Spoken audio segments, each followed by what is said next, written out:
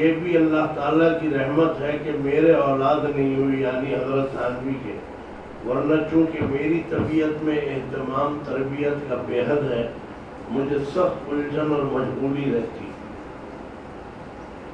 فرمایا میری طبیعت میں جو ایک اہتمام ہے، ہر وقت یہ ایسے یہ ویسے، کہنے لگے کہ آج پتہ چلا کہ اللہ نے مجھے اولاد کیوں نہیں ہوئی، نہیں 2 بیویاں تھیں حضرت تھانوی کی وقت واحد میں،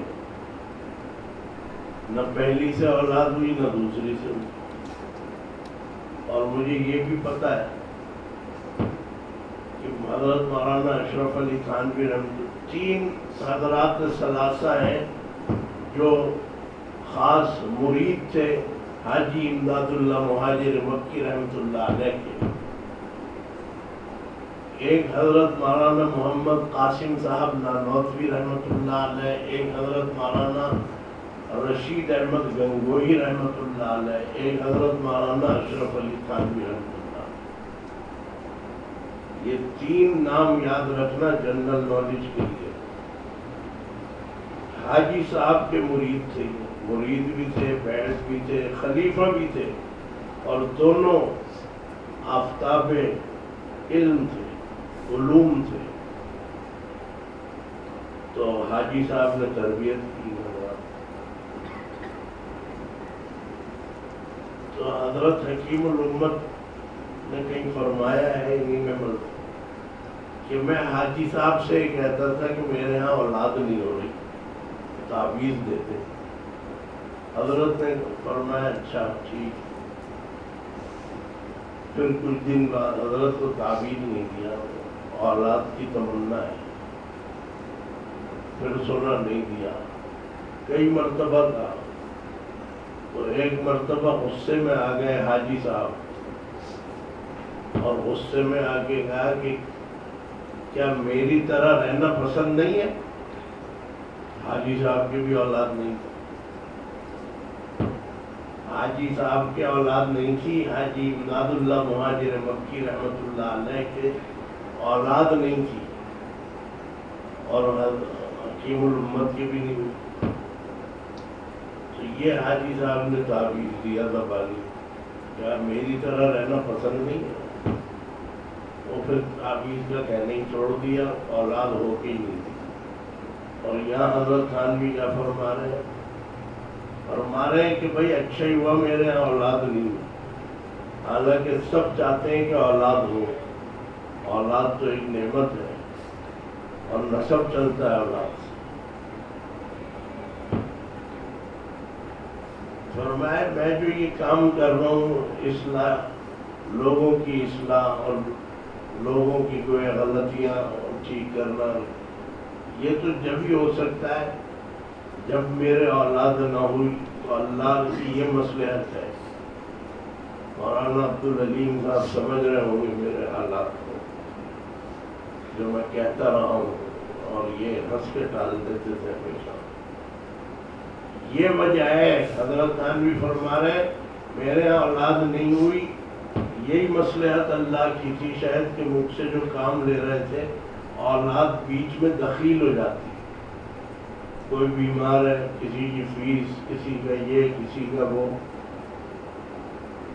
لیکن یہ مطلب نہیں ہے کہ اولاد کی تمنا نہ کرو، اولاد کی تمنا تو حضرت ابراہیم نے بھی کی ہے، تو تمنا اولاد کی کرنا کوئی خلاف شریعت نہیں ہے۔ یہ سمجھ میں آئی مصلحت، حکمت۔ حضرت تھانوی فرماتے ہیں کہ ایک بار فرمایا کہ حاجی صاحب سے میری خالہ سے کوئی بات آ گئی، میں کہہ رہا تھا نا تم سے کہ میں پڑھ کے نہیں آیا، لیکن حضرت تھانوی کے ملفوظات پڑھتا رہتا ہوں، جو بات میں نے کہہ دی اب وہ آ رہی ہے، ورنہ میں کہتا ہی نہ۔ ایک بار فرمایا حضرت حاجی صاحب سے میری خالہ صاحبہ، حضرت تھانوی کی خالہ نے اولاد کے متعلق دعا کے لیے عرض کیا تھا، یعنی خالہ نے حاجی صاحب سے کہا کہ ان کی اولاد نہیں ہو رہی۔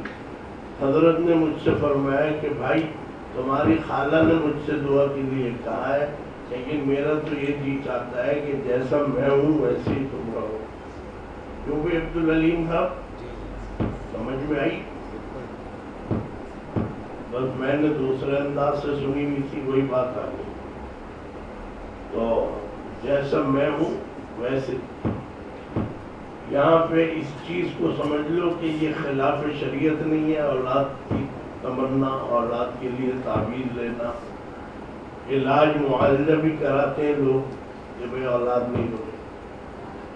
اور اولاد جو ہے یہ کوئی مصیبت نہیں ہے.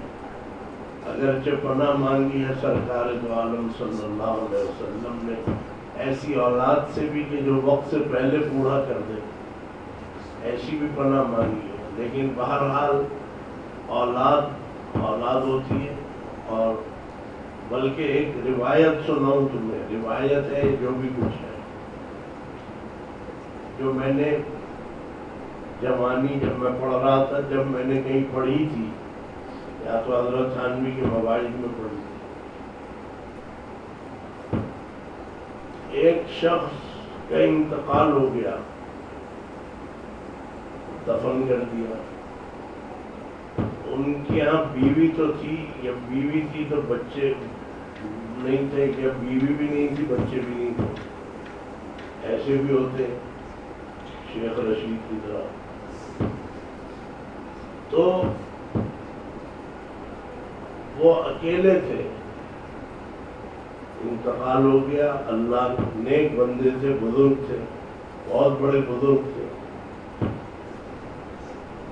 تو یہ بزرگی انہیں مل گئی تھی، اولاد تھی نہیں، انتقال ہو گیا. کسی نے خواب میں دیکھا، کسی مرید نے یا ان کے معتقد نے. یہ افسانہ نہیں ہے، یہ کہانی نہیں ہے، یہ حقیقت ہے.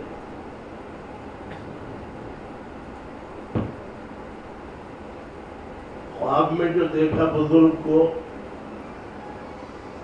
پوچھا کہ حضرت کیسے حال چال ہے، کیسے مزاج ہے، کیا ہوا. خواب میں آ جاتا ہے، اللہ میاں دکھا دیتے ہیں کسی کو. حضرت عمر فاروق رضی اللہ تعالیٰ عنہ کو خواب میں دیکھا کسی نے.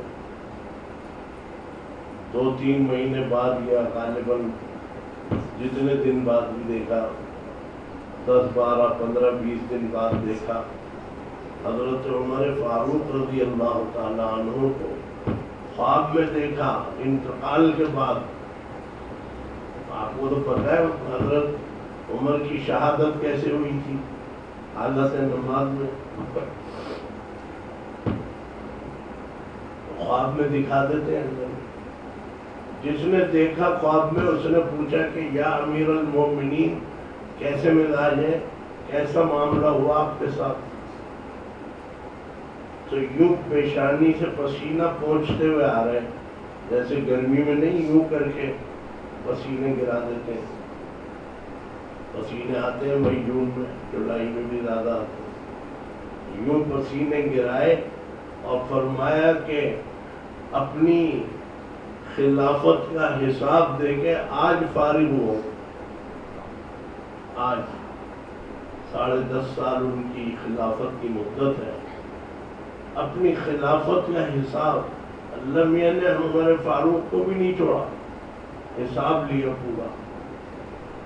اسی لیے حضرت عمر کا ایک مقولہ بھی یاد رکھنا اگر زندہ رہ جاؤ تم لوگ. انہوں نے کہا کہ الدنیا حلالها حساب. دنیا اگر حلال اور جائز بھی کمائی ہے، حلال طریقے پہ، جائز طریقے پہ اگر تم نے کمائی ہے دنیا کمانی تو ہے. اور دنیا ویسی تھوڑی دیکھنے کے لیے تھوڑی آئے. دنیا کمانی ہے، پیسہ کمانا ہے. یہ ان کو تنخواہیں دی جاتی ہیں. تنخواہ جو ہے، تنخواہ دین کا نام نہیں ہے، دنیا ہی کا نام ہے. اساتذہ کی بھی تنخواہ بہرحال دنیا اسباب دنیا میں سے ہے، اور دنیا دارالاسباب ہے. تو تنخواہ اور مشاہرہ اور یہ چھاپڑی لگانا اور دکانداری کرنا، ملازمت کرنا، چوکیداری کرنا، مسجد کا خادم، یہ سب تنخواہ کے لیے تو ہے.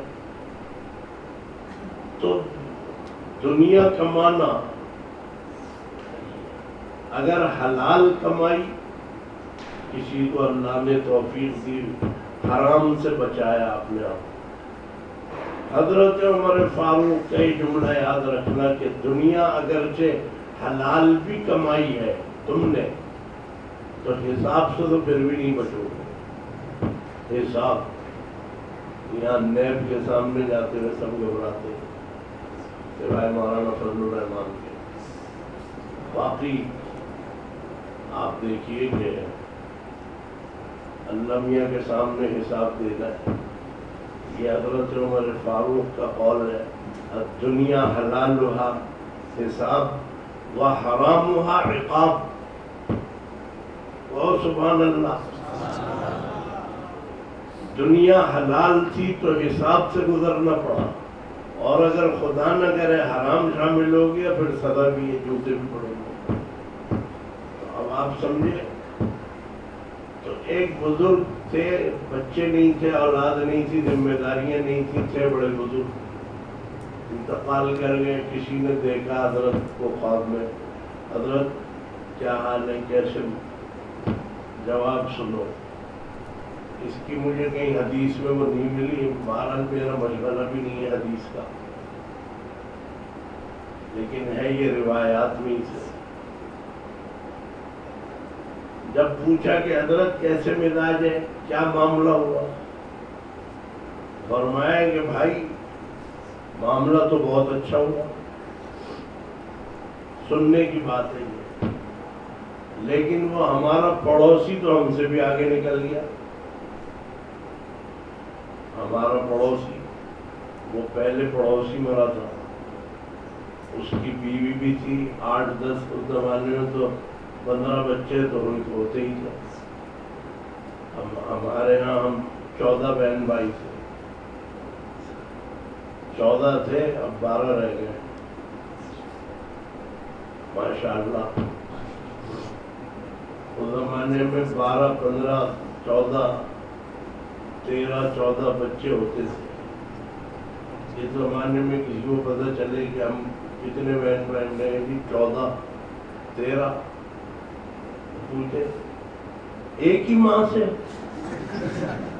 میں نے کہا بھائی ایک ہی ماں سے، ہمارے والد نے دوسرا نکاح نہیں کیا، ایک ہی ماں سے 14 بچے ہوئے۔ تو زمانے میں بچے زیادہ ہوتے تھے، اور اچھی بات ہے، تزوجن کیا ہے وہ ودود الودود، ایسی عورتوں سے نکاح کرو جن کے یہاں بچے کثرت سے ہوں۔ اب یہ کہہ تو دیا ہے، یہ ڈھونڈ سے مت کرنا کون کثرت سے بچے دیتی ہے، یہ مطلب یہ ہے کہ یہ ترغیباً کا ہے، بھائی جو جس عورت کے یہاں بچے زیادہ ہوں گے وہ بہرحال حضور کے بھی نزدیک محترم ہوگی کہ میری امت کا میں اضافہ کیا۔ اب تو لعنت آ گئی منصوبہ بندی کی، 2 بچے ہی اچھے، اور وہ 2 بچے بھی گندے انڈے نکلتے ہیں بعض اوقات۔ تو خیر کہنے لگے بھئی ہمارا پڑوسی تو ہم سے بھی اچھا نکلا، اور وجہ بھی بتائی۔ اللہ میاں نے فرمایا کہ میاں تم جو اتنے بڑے ذکر اذکار کر کے اور مریدوں کی فوج چھوڑ کے آئے ہو، تہجد بھی، نماز بھی، اشراق بھی، یہ بھی وہ بھی، تو تمہارے ساتھ تھا کون؟ نہ بیوی نہ بچے، تم تو فارغ بیٹھے ہوئے تھے، اس کے سوا کام ہی نہیں تھا، چلو جاؤ جنت۔ لیکن کہنے لگے وہ جو میرا پڑوسی تھا وہ بہت ہی اونچے مقام پہ تھا، تو پتہ یہ چلا، فرمایا کہ یہ اگرچہ اس کی نمازیں اتنی نہیں تھیں، عبادتیں نہیں تھیں، لیکن اس نے بیوی بچوں کے ساتھ ہوتے ہوئے اس نے 5 وقتہ نمازیں ادا کی، شریعت کے فرائض اور واجبات ادا کیے۔ یہ روایت میں ہے یہ شامل، میرے سامنے حدیث نہیں گزری ہے اس کی، ہوگی تو یہ بتا دیں گے علماء کہ اللہ تعالیٰ نے فرمایا یہ اتنی ذمہ داریوں کے باوجود بھی دین اور شریعت پر عمل کر رہا تھا، تو اللہ نے اس کے درجے اسی پر بڑھا دیے، نہ اس نے کبھی اشراق پڑھی نہ تہجد پڑھی۔ تو بھائی اولاد کا ہونا اس لیے بھی بھائی سے فضیلت ہے کہ آپ سے کام کم لیں گے اللہ میاں اور اجر زیادہ دیں گے، کیونکہ بچوں کے ساتھ ہے۔ تو حضرت تھانوی فرماتے ہیں کہ بھائی اب سمجھ میں آیا کہ اللہ میاں نے مجھے اولاد کیوں نہیں دی۔ تو اب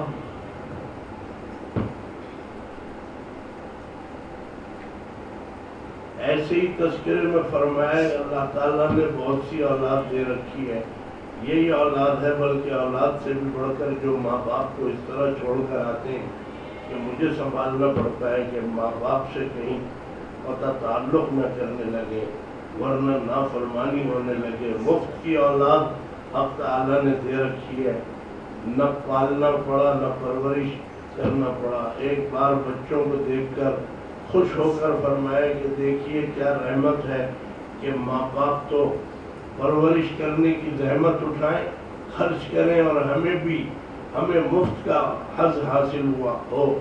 ایک بار فرمایا کہ اکثر ایسے لوگوں کو جن کے اولاد نہیں ہوتی، دوسروں کے بچے دیکھ کر رنج ہوتا ہے اور حسد کرتے ہیں، لیکن الحمدللہ مجھے بہت فرحت ہوتی ہے۔ ایک بار ایک صاحب اولاد کا عمل پوچھنے آئے، ہنس کر فرمایا کہ اگر مجھے کوئی ایسا عمل معلوم ہوتا تو آج میں دادا اور نانا ہوتا۔ یعنی حضرت کے پاس آئے کہ جی اولاد نہیں، اکثر میں بھی کہہ دیا کرتا ہوں، کہتے ہیں جی میں مقروض ہوں۔ میں نے کہا میں تم سے بھی بڑا مقروض ہوں، اگر میں قرض کا کوئی عمل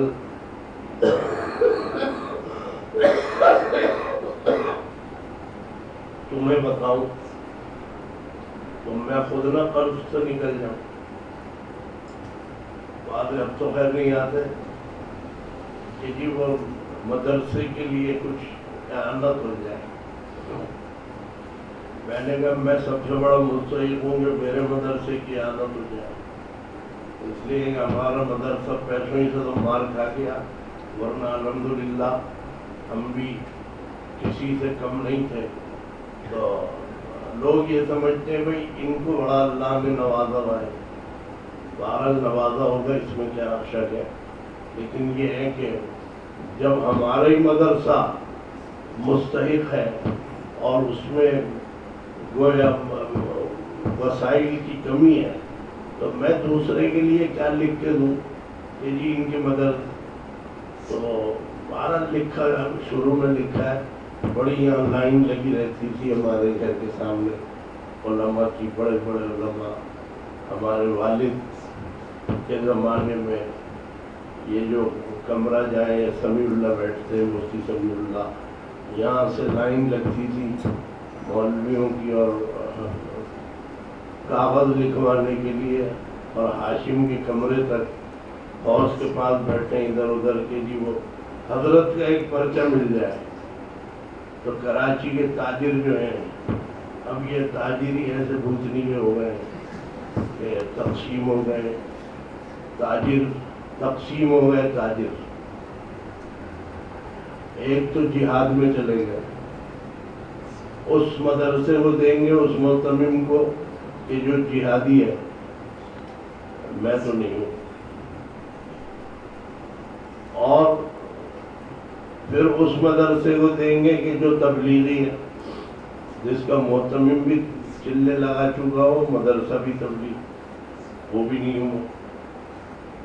تیسرا طبقہ وہ ہے کہ جو عملیات وغیرہ تعبیر گنڈے کرتے ہو معتمم صاحب، اور پیسے اور اس کی وجہ سے دیتے ہیں، میں وہ بھی نہیں ہوں۔ 3 بینکوں میں میرا کوئی اکاؤنٹ نہیں ہے۔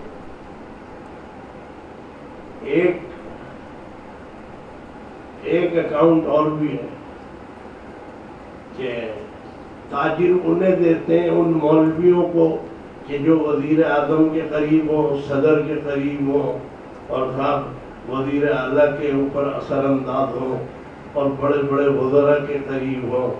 جب کوئی معاملہ پھنسا مولانا میرے ساتھ یہ ہو گیا، ذرا سا فون کرتے، مولانا یہ ہو، میں وہ بھی نہیں ہوں، ایسے کو بھی نہیں جانتا میں کہ یہاں جو بیٹھا ہے ایسا جو اس کا نام کیا ہے۔ تو بھائی یہ 4 اکاؤنٹ تو میرا، ہاں ایک اکاؤنٹ ہے کہ مدرسے کا محتمم ہوں، الحمدللہ طلبہ آئے ہوئے ہیں، ہم نے اللہ کے بھروسے پہ بچوں کو رکھا ہے کہ بھائی اللہ کی طرف سے آئے گا رزق، ہم تو ہے نہیں رازق، اللہ ہی دیتا ہے، بہرحال دعا کی بھی ضرورت رہتی ہے۔ تو اس لیے مطلب یہ ہے کہ بہت سے معاملات ایسے، حضرت تھانوی فرما رہے مجھ سے کہتے ہیں کہ اولاد نہیں ہو رہی، حضرت فرما رہے میں کبھی کہتا ہوں بھائی میرے بھی نہیں ہوئی۔ تو اس لیے پھر فرمایا کہ ایک عمل مشہور ہے کہ 2 انڈے روز ابال کر چھلکا اتار کر، یہ تو پھر حضرت تھانوی نے اعمال قرآنی پوری لکھی ہے اور اس سے الحمدللہ پوری دنیا فائدہ اٹھا رہی ہے۔ میں بھی اگر تعویذ دیتا ہوں، لکھے ہوئے میں نے بہت سے تعویذ، بڑی محنت کی ہے، لیکن میں نے اس کو مستقل نہیں اپنایا، میرے حالات نے اجازت ہی نہیں تھی، ورنہ اب بھی عورتیں کیا اور مرد کیا پیچھے پڑے رہتے ہیں۔ تو لیکن میں نے ایسا کوئی شعبہ یہاں قائم نہیں کیا، ہونا چاہیے تاکہ لوگوں کو اس سے بھی فیض جاری ہو، لوگوں کے مسئلے حل ہو۔ تو بس یہ ہے کہ تعویذات وغیرہ جو ہے یہ جو ہے میں بھی دے دی، اعمال قرآنی سے سب لکھ کے دے رہے ہیں، دیگر مسلک والے بھی اعمال قرآنی سے لکھ کے دیتے ہیں، اور بہرحال وہ اس کا بڑا فائدہ ہوتا ہے لوگوں کو۔ تو خیر گھڑی نہیں ہے بھائی، آج بھی نہیں پڑا۔ تو اب آپ سمجھے آج کا جو یہ ملفوظ میں نے سنایا ہے کہ اس میں یہ بات سمجھ میں آئی ہے۔ دیکھیے اولاد نہ ہو، حضرت تھانوی کہتے ہیں کہ میں اب سمجھا اس کی اولاد نہ ہونا کیا وجہ ہے کہ میں پھر یہ کام نہیں کر سکتا، لیکن یہ بھی بتا دیا کہ اولاد کا ہونا بھی بہت بڑی نعمت ہے۔ وہ میں نے ایک واقعہ سنا دیا کہ اولاد اور ذمہ داریوں کی وجہ سے بھی اللہ تعالیٰ تھوڑے عمل پہ اجر عظیم عطا فرماتے ہیں کہ بھئی تمہارا کیا کمال ہے۔ حضرت وہ جو تھے ابراہیم ابن ادہم، یہ بادشاہ تھے، سلطان تھے، سلطان وقت تھے، تو بادشاہت پہ لات ماری اور جنگل میں بیٹھ گئے، مطلب چلے گئے بس خلوت میں جنگل میں۔ اب لوگ حیران کے بادشاہ کہاں غائب ہو گیا، کرپشن میں تو نہیں کہیں بھاگ گیا، اور وہ بادشاہ کو ڈھونڈتے پھر رہے ہیں۔ اس زمانے میں کوئی کچھ بھی نہیں تھا، پتہ ہی نہیں چلتا تھا بھائی کون۔ ابراہیم ابن ادہم ابھی حضرت نہیں ہے، وہ بادشاہ ہیں، وہاں بیٹھ گئے، سلطنت چھوڑ دی۔ سننے کی بات ہے یہ، اور جنگل میں بیٹھ گئے۔ تو اب وہاں جو بیٹھے تو وہاں جنگل میں ایک اور بھی بیٹھا تھا، گھسیارا۔ تو گھسیارا جو تھا مطلب گھاس واس کاٹنے کا کام تھا، تو وہ اللہ سے کہہ رہا تھا کہ اے اللہ مجھے کھانے کو روٹی عطا فرما دے۔ وہ جو گھسیارا تھا، انہیں بھی ضرورت پڑی کھانے کی، تو انہوں نے بھی اللہ سے کہا کہ اے اللہ انتظام فرما دے۔ تو ابراہیم ابن ادہم کے لیے باقاعدہ اوپر سے ایک پورا خوان نازل ہوا اور پیش کیا گیا۔ خوان یعنی دسترخوان جسے وہ تھال، وہ آیا کھانے کی۔ تو وہ گھسیارا دیکھنے لگا، بڑا اسے غصہ آیا، کہنے لگا میں اتنے دن سے مانگ رہا ہوں، مجھے بھوسی ٹکڑے بھی نہیں دیے، یہ کل آگے بیٹھا ہے اس کے لیے اتنا سامان آ گیا، یہ آئی دماغ میں اس کے۔ تو اللہ کی طرف سے جواب کیا آیا؟ فرمایا کہ تو ایک کھرپی ایک آری چھوڑ کے آیا ہے یہاں پہ میری یاد میں توکل میں، ایک کھرپی اور ایک آری گھاس کاٹنے کی، یہ تیری املاک ہے، اس کو تو نے میرے راستے میں لات ماری ہے، اور یہ جس کا تو ذکر کر رہا ہے تجھے پتہ نہیں بادشاہت پہ لات مار کے آیا ہے، درجہ اس کا بڑا یا تیرا؟ اور بات دیکھیں، یعنی اللہ میاں نے بھی اس کا خیال رکھا کہ بھائی جو ذمہ داریاں نبھاتے بیچارہ دین کو تھامے رکھے تو اس کا درجہ اللہ کے یہاں بڑا ہے، بشرطے کہ وہ کوئی ایسا فاش قسم کا گناہ نہ کرے، اور کوئی تو اللہ میاں اس کے درجے اس لیے بڑھا دیتے ہیں کہ اس نے ذمہ داریوں کے ساتھ دین کو تھامے رکھا، اور ایسے لوگوں کے درجے جو ہیں بس ٹھیک ہے جیسا دینا ہے دے دے تو۔ لیکن حضرت تھانوی اس مصلحت دنیاوی مصلحت کا ذکر فرما رہے ہیں کہ اگر میرے ساتھ اولاد ہوتی، بیویاں تو تھیں، ایک بیوی کا تو انتقال یہیں ہوا ہے لاہور میں، چھوٹی پیرانی، تو یہ مولانا قاری احمد میاں تھانوی بھی انہی کے گھر میں رہتے تھے، ان کی وہ نانی بھی تھی ایک طرح سے۔ قاری احمد میاں تھانوی کو جانتے ہو؟ گردن ہلائیے بس۔ تو بہرحال بہت بڑی شخصیت ہے ان کی، سارے مجویدین جتنے بھی ہیں سب جانتے ہو۔ ان کے گھر میں تھی چھوٹی پیرانی لاہور میں، حضرت تھانوی کی دوسری اہلیہ، ان کا یہاں انتقال ہوا، لیکن اولاد نہیں تھی، تو اتنا کام انہوں نے کیا۔ 1600 تصانیف، ایک روایت ہے کہ 1500، بس اتنی تصانیف، عربی، فارسی، اردو، وعظ الگ، مواعظ الگ، یہ ملفوظات الگ، اتنا کام حضرت تھانوی نے کیا۔ اور اخلاص دیکھو کہ کسی تحریر اور کسی کتاب کے اوپر یہ نہیں لکھا جملہ حقوق محفوظ، کوئی بھی حق محفوظ نہیں۔ اگر حضرت تھانوی حقوق محفوظ کروا لیتے تو ہم بھی آج زرداری سے زیادہ دولت مند ہوتے، لیکن حضرت تھانوی نے یہ کیا ہی نہیں۔ یہ میں نہیں کہہ رہا کہ یہ ناجائز عمل ہے، اگر کوئی عالم اپنی کتاب پہ لکھ دے جملہ حقوق محفوظ تو یہ خلاف شریعت نہیں ہے، آپ کا حق ہے، آپ کر لیں۔ ہمارے والد محترم نے قرآن کریم ٹیپ کرایا ریڈیو پاکستان میں، اپنے پیسوں سے ریل منگوائی گولڈ جرمنی سے، اپنی گاڑی میں گئے، پیٹرول خرچ ہوا، اور 2.5 سال تک ریڈیو پاکستان میں قرآن شریف ٹیپ کرایا، 2.5 سال، غلطیاں آتی تھیں پھر دہراتے تھے پھر،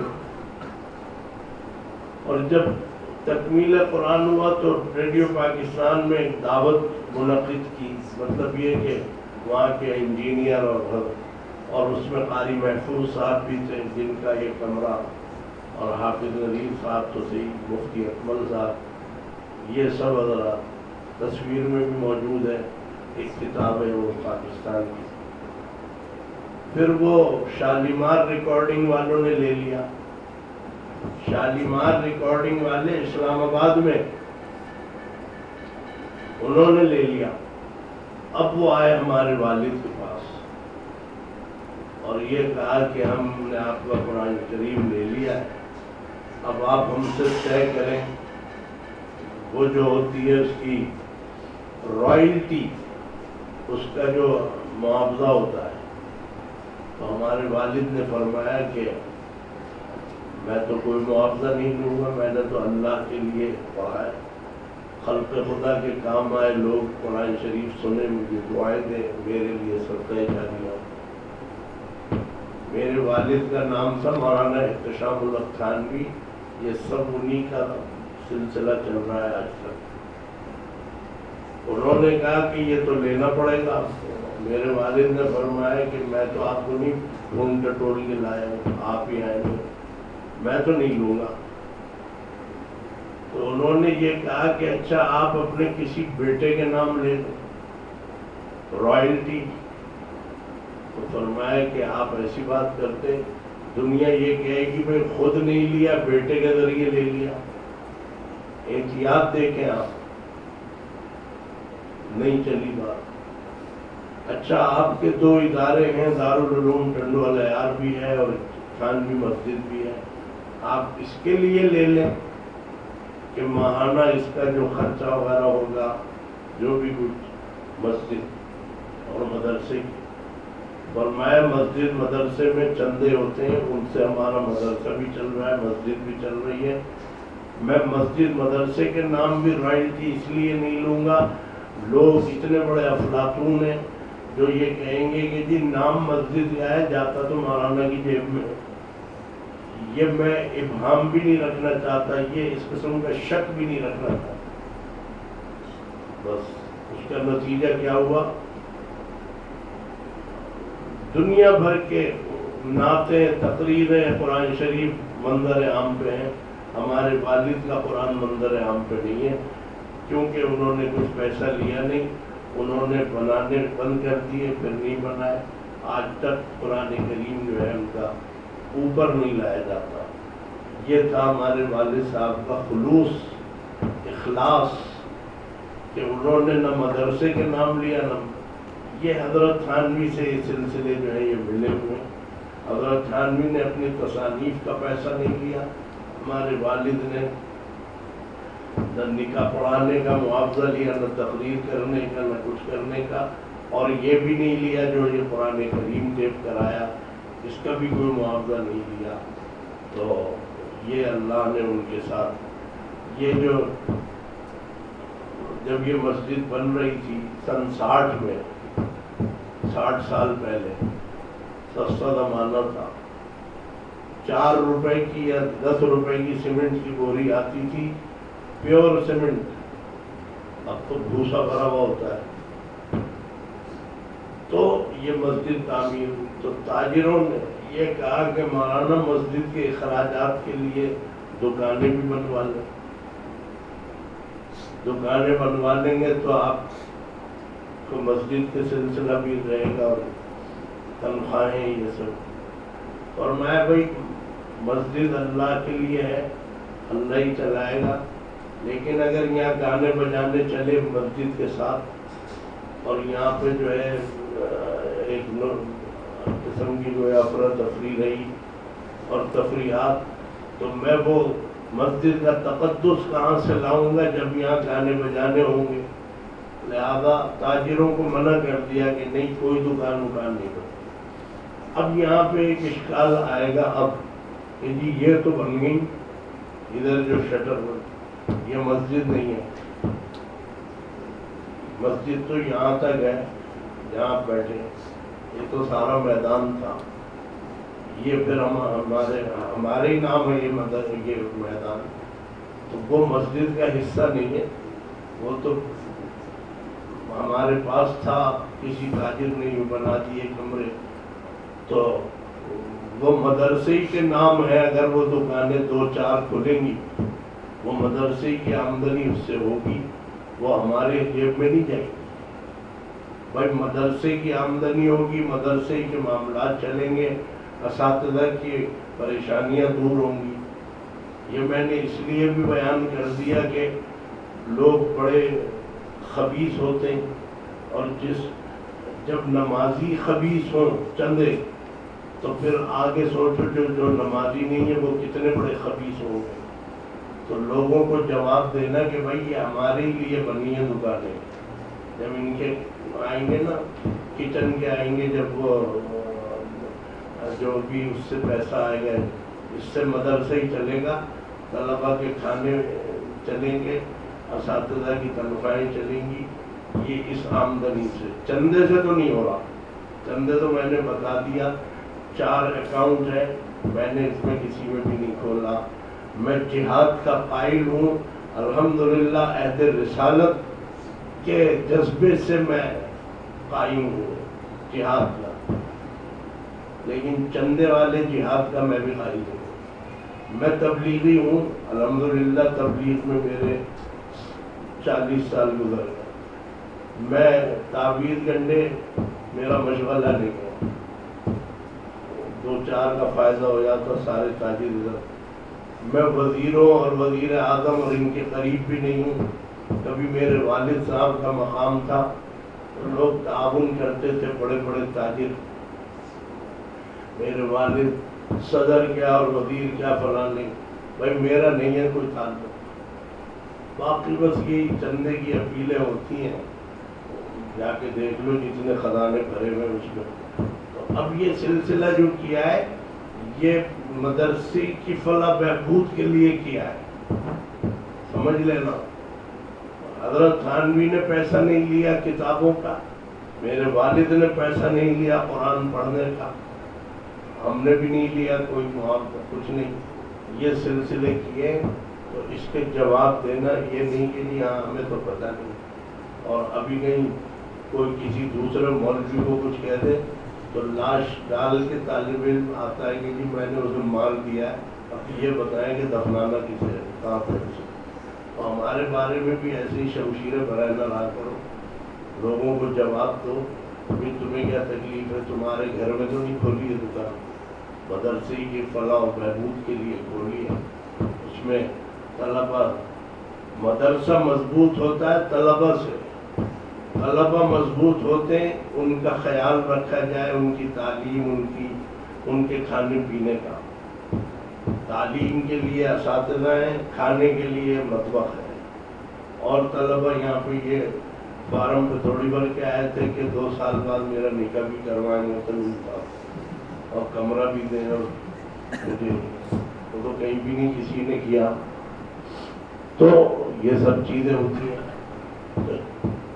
اس لیے طلبہ کو چاہیے کہ وہ مدرسے کی قوت اور طاقت بنے، اور مدرسے کو شر سے، فتنوں سے بچانا ویسے تو اللہ کے ہاتھ میں، ہم بھی بچاتے ہیں، لیکن جہاں ہم سے کوئی ٹکرائے گا تو وہ وقت پھر دیکھی جائے گی کہ کیا ہوگا کیا نہیں ہوگا. اگر طلبہ کی ضرورت پڑے گی تو میں سب سے آخر میں طلبہ سے کہوں گا کہ میں اب آ جاؤ بھائی باہر، لیکن میں اشاروں میں نہیں بھیجتا طلبہ کہ جاؤ جا کے یہ کرو وہ کرو. اور یہیں کتنے بچے ہمارے ہیں طلبہ. تو خیر بہرحال بات سے بات نکل گئی، میں معذرت خواہ ہوں. تو یہ سب چیزیں آپ ذہن میں رکھیں کہ اخلاص. حضرت تھانوی نے اتنا کام اسی لیے کیا کہ اللہ نے ان کے ہاں اولاد نہیں ہوئی، اور اللہ نے ان سے، حاجی امداد اللہ کے ہاں، مہاجر مکی کے ہاں اولاد نہیں ہوئی. آپ دیکھ لیجئے انگریز کا تختہ الٹ کے رکھ دیا انہوں نے.